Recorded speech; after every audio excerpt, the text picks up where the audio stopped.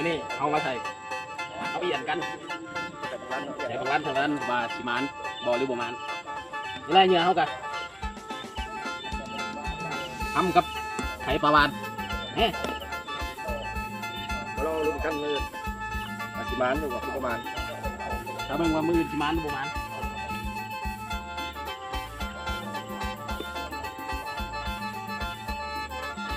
ฉลาดบ่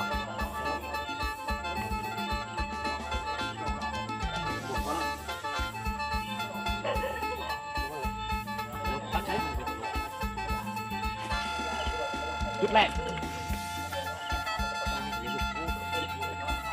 คือไปแล้วเอาหัวมันขึ้นมาปะ บนแล้ว นอนเลย นอนลงเลย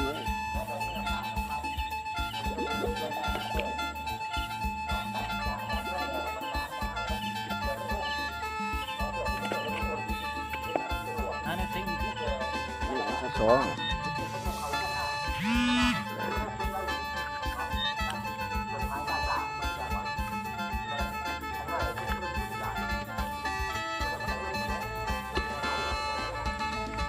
มันบ่ดี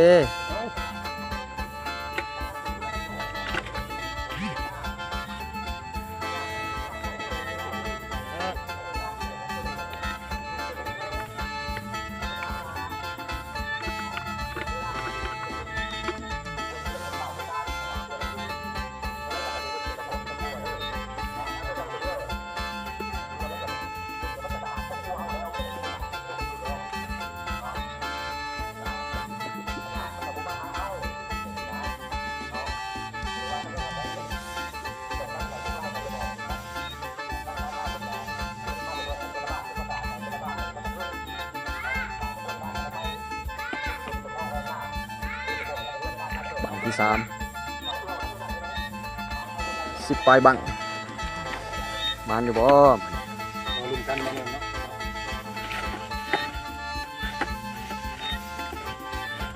ใส่ปลาไหลย่ำแรง คำมันละบอกสูตรเห็ดเหงื่อนะเด้อ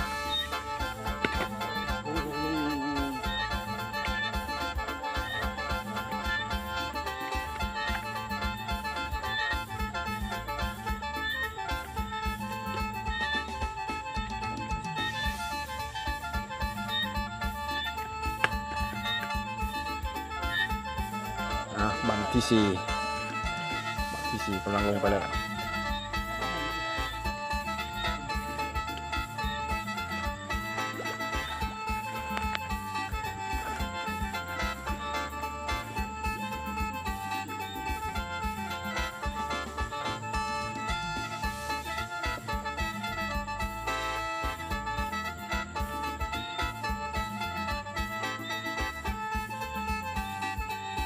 มีแต่ปลาผักบง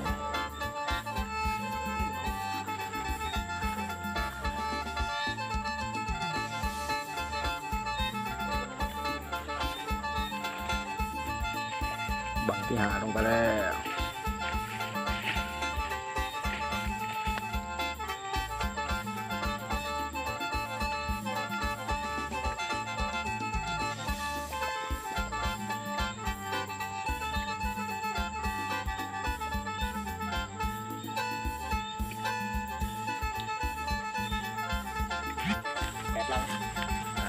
บังถ่ายตัวนี้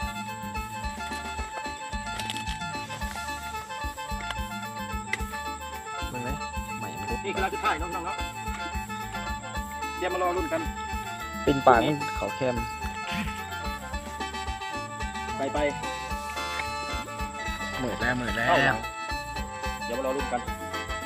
ว่าจะได้กี่หลังเจอกันนะพรุ่งนี้โอเคมืออื่นจึงมายามเบิ่งบัดใบสิมานบอกวิศวะรวม9 หลัง